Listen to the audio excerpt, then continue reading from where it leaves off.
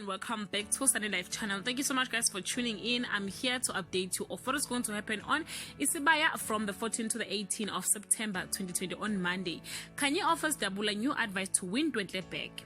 Seeking the truth, Phumelele decides to confront his son, and Saddam has a radical idea for how Lillian can help Kapela. On Tuesday, Siphokazi demands the truth about Mpiyake.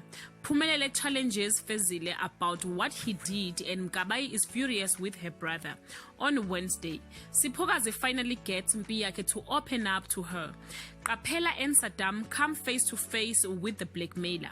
Mandla learns that Kanye advised Dabula to find a new woman. On Thursday, Mbodla asks Mbomvu a big favor for an old friend.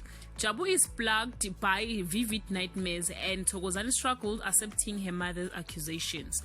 On Friday, Dabula managed to enrage Mandla when he shares what Mpiyake said about Ndwentle. Kapela stands up for his family. Jabu discovers the real pressure Ndwentle is under.